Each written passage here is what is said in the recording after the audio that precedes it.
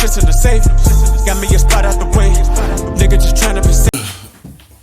Let's get to the sports talk.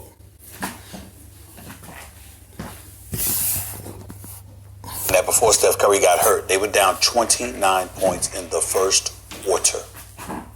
How does that happen? That's how horrific their defense has been. Now, I want to preface my comments by saying this. I hope Steph Curry has a full recovery. Mm-hmm. I love this brother as a person and as a superstar in the NBA. He represents everybody incredibly, incredibly well. Him and his wonderful family and the whole bit. And I don't want anybody to take this wrong, because I'm wishing him a speedy recovery. I'm actually happy he's hurt. Doesn't bother me at all. What did I tell you? What have I been telling you before the season began? I said, will he make it? My number one concern as I sat up here. Yeah, you did. I kept saying. You said he's going to. They gon'. Now that didn't happen yesterday. Obviously, on that play, but it was a with guys for you. sliding under, trying to draw offensive fouls from the weak side. They got to do something about that. I mean, I get it. But what I'm trying to say to you is, I don't want. Steph Curry still has an awful lot left in him. Mm-hmm. I don't know if we will have been able to say that had he played this entire season with what other teams were going to subject him to without the services of Kevin Durant and Klay Thompson. My number one concern was what he's going to physically be exposed to, because the brother is an elite player and the greatest marksman, the greatest sniper. He is one of the best shooters of all time. And Stephen A. Smith did say that, though. Is he going to last the whole year? I feel like he had to do a whole lot. Because Draymond he's not going to really give you that much points.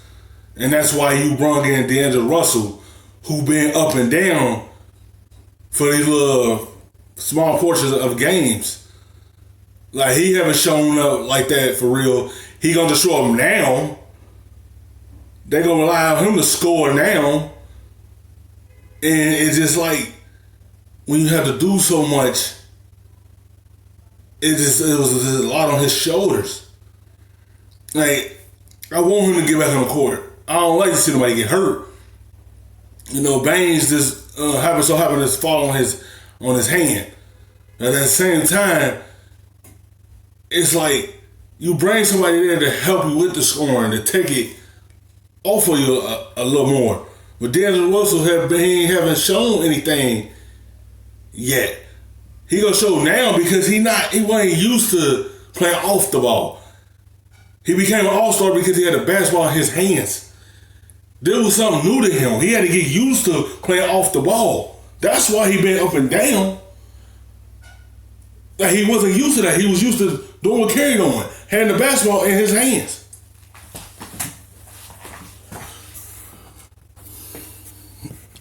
Game has ever seen. And without Klay Thompson, I don't like Steph Curry out there by himself. Not against these dudes. So my attitude was, when he went down yesterday, I'm like, he'll be fine. All right, he broke his hand. He gonna feel left hand, not the right hand. The left hand. I hope they exaggerated. Even if he's ready to come back in 2 months, I hope they say 6. I hope that I don't see Steph Curry again this year, because that means when he does come back, Klay Thompson will also be back. And oh, by the way, they will have taken D'Angelo Russell or whatever else they have in their stable and manipulate that into getting an even greater asset to pair with Klay and Steph. That's what I want to see. I don't want to see Steph exposed out there with a bunch of novices, because they got like 9 new faces, 9 dudes under 23 years of age. I don't want that for Steph Curry. So I'm glad he's out. Right, and I don't want to see him again this year. That's where I was going. First, props where it's due. You said that he's not going to make it through the year because of the offensive load he'll have to carry and the way they'll be going at him. Now, that was a freak thing that happened. However, it was apparent so far that guys it's not just that they were falling and swiping at him. Yep. People were doing exactly what you said they do, and ultimately he is hurt with a hand injury, even if it was a freak kind of thing, so you get your props. I agree, this is actually a good thing for the Golden State Warriors. And you touched on it, your last point that you made. D'Angelo Russell, you know why he had the value he did last year? Due to injury, he got to start, and he was a high-usage player. He's not an extremely efficient player, D'Angelo Russell, though not that inefficient. He's a good player who looks a little better than he is when you give him a lot to do. That's what's going to happen right now in the Golden State Warriors. D'Angelo Russell's going to have a lot to do. His stock will consequently go up. And they will be able to flip him, because I've been saying the entire time when Golden State says he's in their long-term plans, that's clearly nonsense. I don't think D'Angelo Russell's a fit for them on the court. I don't think he's a fit for them in the locker room.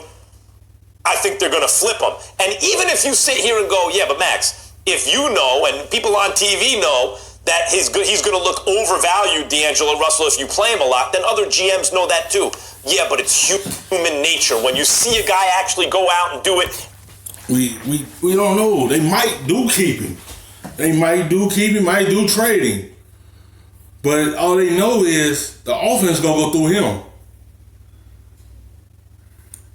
He gonna have the best one in his hand a lot more because, you know, the free agent that have to Curry, man. I wish him a speedy recovery as well. It's gonna go through him. He went to a team he not used to. Everything they just gonna see the volume gonna go up for him. His points gonna go up. He's gonna play well like he was when he was with Brooklyn. Because this roster, man, is not the same roster. You know he was gonna have to do a whole lot since Clay was out. There's a whole different team, younger team. It's bound to happen. You bound to get younger. But this roster, it's like they can have a scoring, but they weren't really scoring like that. This roster they don't play defense. Most of everybody got offensive minds on that court. Only one got defensive mind is Draymond Green. They was down 29 to Phoenix. You know this roster wasn't good. You know the defense was terrible. When you get down that much, it's a concern. Our defense is not the same, and it's not the same team. It's not the same roster. Average over 20 points, bunch of assists, make highlight reel passes and stuff. You wind up emotionally overvaluing that guy. That's what's going to happen to D'Angelo Russell. Furthermore, it did not look like the Warriors were going to win a lot of games this year, even with Steph Curry. They'll be better off understanding what the real mission is for the rest of this year, building up the assets so that when Steph and Clay comes back, they come back to something. Well, let me tell you this. We all should pray that they don't come back to this. Because, once again, the Warriors looked absolutely atrocious last night. And there's simply no excuse for looking this way defensively. I'm going to repeat. They were down 29 points in the first quarter. How does that happen? You have most teams in the NBA that have a difficult time scoring 29 points in the first quarter. They were trailing by 29 points in the first quarter. There's something severely wrong with this franchise defensively right now. There's no excuse for it. But look, I don't know what you mean about effort, but a lot of it is, especially as defenses and offenses are the way they are, defenses have to be more sophisticated now. It's not even that, man. You gotta have the presence of a mind that want to play defense. We get it, y'all want to be offense, but you gotta have the presence of mind that want to play defense. You don't let nobody come to your house and got you down 29 points. That's how you know this ain't the same roster. Because the Warriors' identity was defense that turned into offense. Now it's just offense. That's it. They don't have no defensive mind, but Draymond can't be the only one. He need everyone to play defense with him. When you get down 29 points, you know it's concerned that we don't have no defense. We can't play none of that. It's not just effort to the extent it used to be. Think about this. If you had a defensive problem on the perimeter, let's say, and you imported any one of the following players, last year's version, you might say, ooh, that kind of fixes the defense. Livingston, Iguodala, Clay, KD. Any one of those guys might fix the defense. They lost all 4.